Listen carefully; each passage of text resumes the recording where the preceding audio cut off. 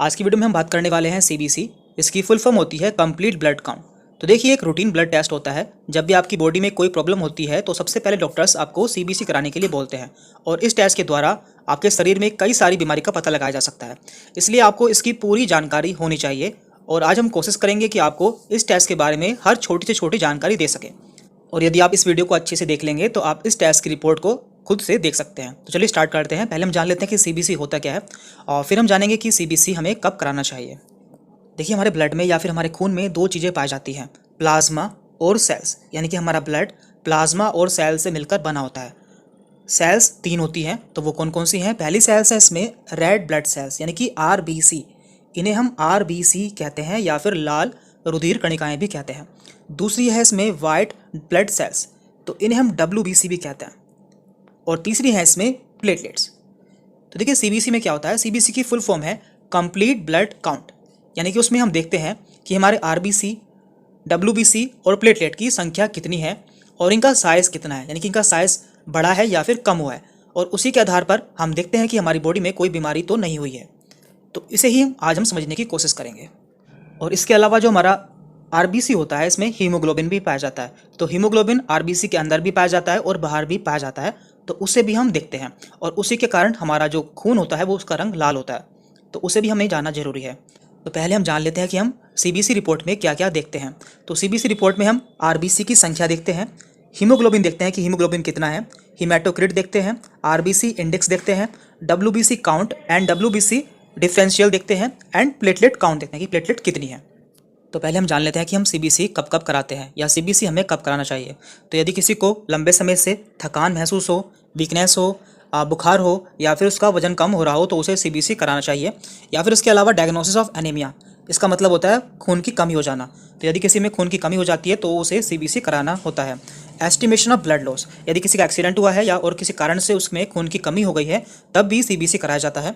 Diagnosis of polycythaemia, इसका मतलब होता है जो हमारे ब्लड की सेल्स होती हैं वो बढ़ जाती है, तो उसे देखने के लिए भी सीबीसी कराया जाता है। और किसी इन्फेक्शन का पता लगाने के लिए भी सीबीसी कराया जाता है। Diagnosis of blood disease as leukaemia, तो इसका मतलब होता है ब्लड कैंसर। तो ब्लड कैंसर का पता लगाने के लिए भी सीबीसी कराया जाता है। या फिर यदि किसी की सर्जरी होने वाली होती है तो उससे पहले भी सीबीसी कराया जाता है। तो इन सभी कंडीशन में हमें सीबीसी कराना होता है। देखिए, यहाँ पे हमने सीबीसी की नॉर्मल वैल्यू दी हुई है, यानी कि जो हमारे ब्लड में सेल्स होती है उनकी नॉर्मल वैल्यू कितनी होती है। तो ऐसे आपको ये समझ में नहीं आएगा, पहले हम इसे डिटेल में समझ लेते हैं, देन लास्ट में हम देखेंगे कि आपको ये कैसे देखना होता है। और साथ में हम ये भी जानेंगे जो हमारी ब्लड रिपोर्ट आई है उसमें कौन सी कंडीशन बहुत खतरनाक होती है। हमने अपनी वीडियो को यहाँ से स्टार्ट किया था, तो सबसे पहले यहाँ पे है आरबीसी यानी कि रेड ब्लड सेल्स।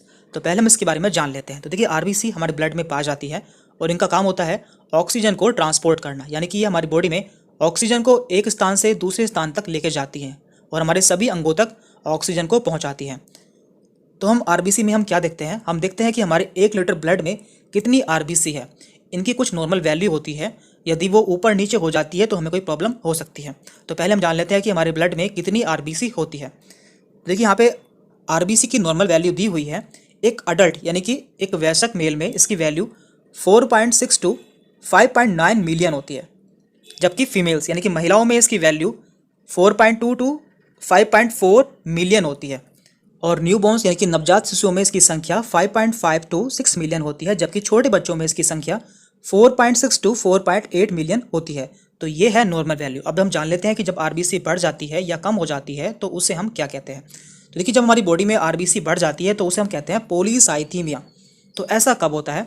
यदि हम किसी ऊंचे स्थान पर जाते हैं तो उस समय ऑक्सीजन की कमी को पूरा करने के लिए हमारी आरबीसी बढ़ जाती है, या फिर हम बहुत एक्सरसाइज करते हैं तब भी हमारी आरबीसी बढ़ सकती है, या फिर ऐसे लोग जो कि लंबे समय तक स्मोकिंग करते हैं तो उनकी भी आरबीसी बढ़ सकती है। अब हम जान लेते हैं कि आरबीसी हमारी कब कम होती है। तो यदि हमारी आरबीसी कम हो जाती है तो उसे हम कहते हैं एनीमिया, मीन्स हमारे बॉडी में ब्लड की कमी हो चुकी है। और आपको एक इंपॉर्टेंट बात और बता देते हैं, यदि आप रिपोर्ट देखते हैं और वहाँ पे आप देखते हैं कि यहाँ पर 4.6 की जगह 4.5 लिखा हुआ है, तो आपको बिल्कुल घबराने की बात नहीं है, क्योंकि कभी कभी इसमें थोड़ा बहुत चेंज हो जाता है। तो ऐसी कंडीशन में हमें बिल्कुल घबराने की ज़रूरत नहीं होती है। अब आगे बढ़ते हैं। अब इसके बाद है यहाँ पर हीमोग्लोबिन। देखिए, इसी के कारण हमारा जो खून का रंग होता है वो लाल होता है। तो इसकी भी कुछ नॉर्मल वैल्यू होती है, वो भी हम जान लेते हैं। तो देखिए, इसकी नॉर्मल अडल्ट में जो वैल्यू होती है वो 13 टू 18 होती है, जबकि महिलाओं में इसकी वैल्यू 12 से 16 ग्राम होती है। नवजात शिशुओं में इसकी संख्या या वैल्यू 17 से 19 ग्राम होती है, जबकि बच्चों में इसकी वैल्यू 14 से 17 ग्राम होती है। यदि ये इससे कम हो जाता है तो उसे हम एनीमिया कहते हैं, यानी कि खून की कमी कहते हैं। तो आपको ये भी पता होना चाहिए। दैन इसके बाद है हीमेटोक्रिट। तो आपको रिपोर्ट में एचसीटी नाम से भी देखने को मिल सकता है। और इसका मतलब क्या होता है? तो देखिए, आरबीसी और ये दोनों सेम ही बात है। आपका जो ब्लड लिया जाता है, मान लीजिए आपका ब्लड ये लिया गया है इस प्रणाली में और आपका इतना ब्लड है, तो इस पूरे ब्लड में जो आरबीसी की वैल्यू होती है या फिर आरबीसी की परसेंटेज होती है, उसे ही हम हीमेटोक्रिट कहते हैं। और इसकी भी कुछ नॉर्मल रेंज होती है, जैसे कि अडल्ट में इसकी वैल्यू 45% होती है, यानी कि 100% ब्लड में से 45% हीमेटोक्रिट यानी कि आरबीसी होता है, जबकि फीमेल्स में, महिलाओं में इसकी वैल्यू 35% होती है। नवजात शिशुओं में 65% एंड बच्चों में 25% होती है। और इसकी कमी से कौन सी बीमारी होती है या फिर ज़्यादा होने पर कौन सी बीमारी होती है, वो हम आगे देखेंगे। इसके बाद है रेड ब्लड सेल इंडेक्स। देखिए, जब भी हमारे ब्लड में हीमोग्लोबिन की वैल्यू 12 ग्राम से कम हो जाती है या फिर जो हमारा हीमेटोक्रिट है वो 37% से कम हो जाता है, तो ऐसी कंडीशन को हम एनीमिया कहते हैं, यानी कि ऐसे व्यक्ति में खून की कमी माना जाता है। अब बात करते हैं हम मीन कार्पस्कुलर वॉल्यूम यानी कि MCV। तो ये क्या होता है? जो हमारी आरबीसी होती है उसका जो साइज़ होता है, तो हम इसमें वो देखते हैं कि हमारा आरबीसी का साइज़ कितना है, कम हुआ है या फिर बढ़ा है। तो यदि हमारा आरबीसी का साइज़ बढ़ जाता है तो उसे हम कहते हैं मैक्रोसिटिक, यानी कि हमें एनीमिया है जो कि विटामिन B12 की कमी से हुआ है और फोलेट की कमी से हुआ है। और यदि हमारा आरबीसी कम हो जाता है तो उसे भी हम एनीमिया कहते हैं, लेकिन इस कंडीशन में एनीमिया होता है माइक्रोसिटिक और ये आयरन की कमी से होता है, तो ये आपको ध्यान रखना है। Then red blood cell distribution with यानी कि RDW। देखिए, इसमें हम क्या देखते हैं? इसमें हम आरबीसी की शेप देखते हैं, जो कि जनरली कॉन्वेक्स शेप होती है, इस तरह की होती है। लेकिन कई कंडीशन में इसकी शेप खराब हो जाती है, जैसे कि पर्नीसियस एनीमिया में जो हमारी आरबीसी होती है वो बहुत ज़्यादा बढ़ जाती है, जिसके कारण उसकी शेप खराब हो जाती है। तो इसके द्वारा हम इसका पता लगा सकते हैं। हम आरबीसी देख चुके हैं, अब हम बात कर रहे हैं WBC यानी कि वाइट ब्लड सेल की। तो हमारे ब्लड में कितना WBC है ये भी हमें जानना जरूरी है, क्योंकि WBC या वाइट ब्लड सेल हमारे बॉडी में डिफेंस मैकेनिज्म बनाते हैं, यानी कि जो हमारी बॉडी में बाहर से रोगाणु आ रहे हैं उनसे ये लड़ते हैं। तो जान लेते हैं कि इसकी वैल्यू कितनी कितनी होती है और किस कंडीशन में ये बढ़ जाता है। तो यहाँ पे है वाइट ब्लड सेल डिफरेंशियल। तो देखिए, वाइट ब्लड सेल्स जो होती हैं वो 5 तरह की होती हैं: neutrophil, lymphocyte, monocyte, eosinophil and basophil. तो इन सभी के अलग अलग काम होते हैं, तो वो हम जान लेते हैं। तो पहले हम बात करते हैं न्यूट्रोफिल्स की। तो देखिए, टोटल WBC का 70% होती है और इनका काम होता है बैक्टीरिया से लड़ना, यानी कि बैक्टीरिया के इन्फेक्शन से लड़ना।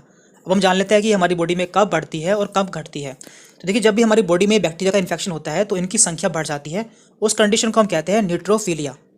तो जब भी आप रिपोर्ट देखेंगे आपको न्यूट्रोफिल बढ़ी हुई मिलेगी तो आप उसे कहेंगे न्यूट्रोफिलिया।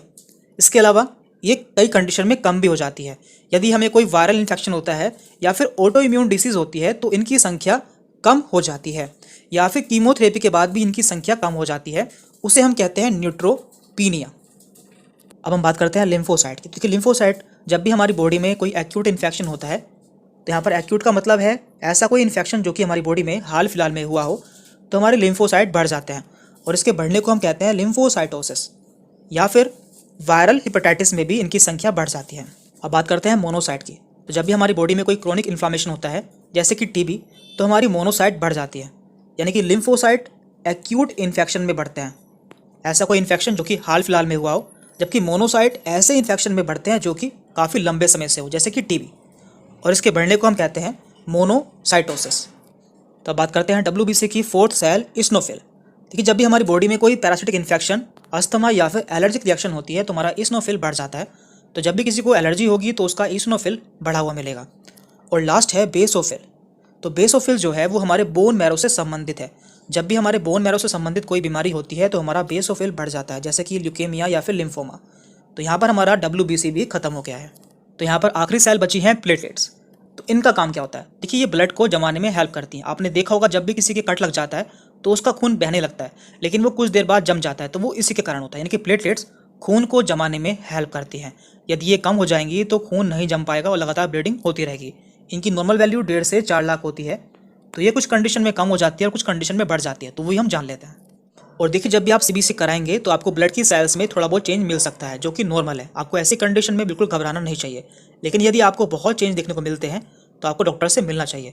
तो ऐसी कुछ कंडीशन हमने यहाँ पे ली है जब आपको डॉक्टर से तुरंत मिलना चाहिए। तो ये सभी है critical level of CBC। Number 1 है यहाँ पर, यदि किसी का हीमोग्लोबिन 5 से कम हो जाता है या फिर 20 से ज़्यादा हो जाता है तो तुरंत आपको डॉक्टर से मिलना चाहिए, ये एक इमरजेंसी कंडीशन है। इसके अलावा हीमेटोक्रिट यदि 15 से कम हो जाता है या फिर 60 से ज़्यादा हो जाता है तो ये भी एक क्रिटिकल कंडीशन है। WBC की वैल्यू यदि 500 से कम हो जाती है या फिर 50,000 से ज़्यादा हो जाती है तो ये भी डेंजरस कंडीशन होती है। एंड लास्ट है यहाँ पे प्लेटलेट्स, यदि इसकी वैल्यू 50,000 से कम हो जाती है या फिर 10 लाख से ज़्यादा हो जाती है तो ये भी एक क्रिटिकल कंडीशन है। और देखिए आखिरी में हमने आपको यहाँ पर जो ब्लड की सेल्स होती हैं उनकी नॉर्मल वैल्यू कितनी होती हैं वो भी दे दी है, आपको इन्हें भी एक बार देख लेना है। तो यहाँ पर 2 तरह की यूनिट दी हुई है, कन्वेंशनल एंड SI यूनिट, लेकिन आपको केवल कन्वेंशनल को ही कंसीडर करना है क्योंकि आपको रिपोर्ट पर यही यूनिट देखने को मिलती है। तो यहाँ पर RBC haemoglobin, haematocrit, MCV, MCH, MCHC, WBC, neutrophil, lymphocyte, monocyte, eosinophil, basophil and platelet सभी की नॉर्मल वैल्यू दी हुई है, आप इन्हें देख सकते हैं। और वीडियो के लास्ट में आप सभी से एक रिक्वेस्ट है, यदि आप चैनल पर नए हैं तो चैनल को सब्सक्राइब कर लें क्योंकि हम आगे भी इस तरह की कई सारी वीडियोस लाने वाले हैं। और यदि आप किसी टॉपिक पर वीडियो चाहते हैं तो आप हमें कमेंट करके बता सकते हैं, हम उस पर जल्दी से जल्दी वीडियो बनाने की कोशिश करेंगे। Thank you very much.